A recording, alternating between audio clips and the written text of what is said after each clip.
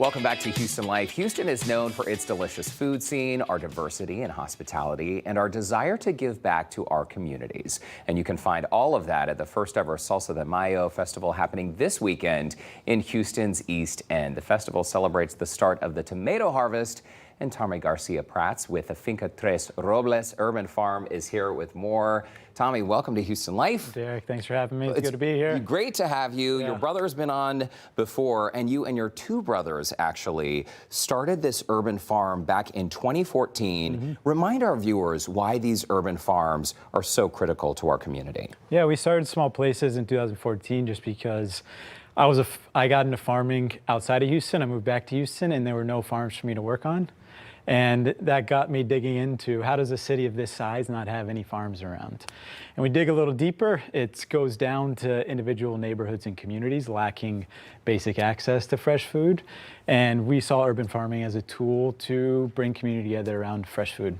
It's really interesting when we look back over the generations, the decades. Farming, you know, we heard about victory gardens way back in war times, right? Yeah. But the lack of access, as you just mentioned, to fresh produce is something that is faced in so many communities by so many Houstonians specifically. What's the response been to your efforts? Yeah, I think we feel really lucky of being in the East End because we feel like we've been welcomed with open arms, and we tell people like our farm exists because people support us and come out and take pride in and appreciate the work that we do.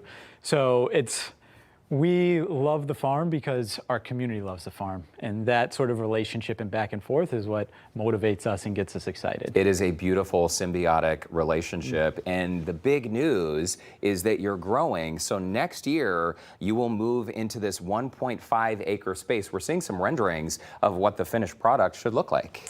Yeah, it's a miracle to have an acre and a half in the East End, which is developing so fast right now. And we give our credit to our Commissioner Garcia for advocating for us and for our community to say, this is important, we want this in our community. So we'll be building out a grocery store, we'll have a classroom, we'll have a pavilion. So we'll be able to do all of our events, the Salsa de Mayo included, with just an upgrade of facilities. I love it. So it's all about feeding the neighborhood, but it's also going to be a gathering place for folks in the East End. Yeah, part of what I think is really cool about farming is that it's not just about harvesting the food, it's about bringing people together around food. So what I love most is like having you out, Derek, coming out to our farm, tasting stuff, but then like we get to know each other. And it's that relationship building that over time turns into, you know, a community that cares for each other, as well as like, that's part of being healthy.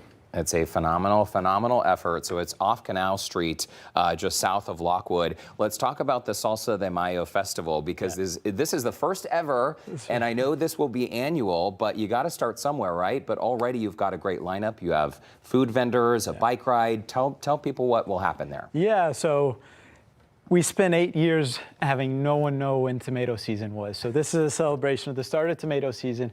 What better way to have people out for a salsa tasting competition?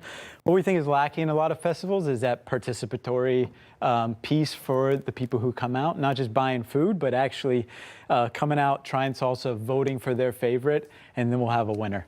Okay, and so if people watching right now, if someone is making salsa and they want to enter the festival, they can still do that? They can still do that. They can go to salsademayo.smallplaces.org. We have a registration page up there, and they can fill out the form, and they can get in. Space is tight because we're already filling, but there might be a couple spaces left. Okay, I love this idea. I am a little biased because we live in the East End and we are big fans. You're going to have me taste several of these salsas, Tommy, before you go. How hot are we talking? It's a mix here. We're kind of going from mild to spicy here. Okay. And what I like about these salsas is these are all homemade.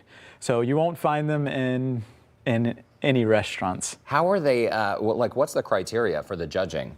So it's all on our own kind of criteria. Okay. So, but color, texture, flavor, spice.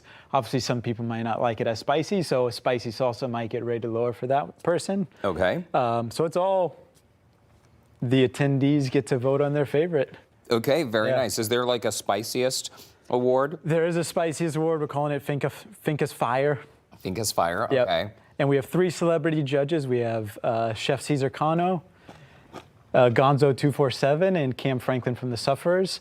They're coming out and they're judging some of these subcategories of salsas. I love that. Yep. I love those two. Okay, so I just tried the red. This was pretty spicy. This is known as the salsa of the monarch butterflies? Yes, that's our friend made that one. Okay. It's more of a traditional red salsa. Okay. This is the Salsa de Mayo. This is her homemade salsa. The green one was very good. I tried that as well. That one is like really spicy. Did I put too much on the chip? That Tommy? might be too much for you. I'm a little nervous for you. What are you saying? I don't need you to be choking on the show right now. You think I can't handle it? This is the bright orange right here that I'm about to try. So this is, they call it the salsa que quita los crudos. So it's the salsa to get rid of the hangover. They put this in like soups and things like that. If you need some water here. Does that really get rid of a hangover? That's what they say. I'll take the whole thing, even with the spice. Wow, that is fire, Tommy. That is really, really good. I can't pick a winner, though. I loved all three. Maybe I'm partial to the green salsa. Tommy, thank you so much. It's really cool what you're doing. Cannot wait to see the new location there. 1.5 acres for this urban farm. And in the meantime, while I recover from this very spicy salsa I just ate, we do want to remind our viewers that you can register for the festival, the bike ride, even that salsa competition. It is all happening this Saturday starting at 10 a.m. on our website, HoustonLife.tv. Just look for that scene on Houston Life.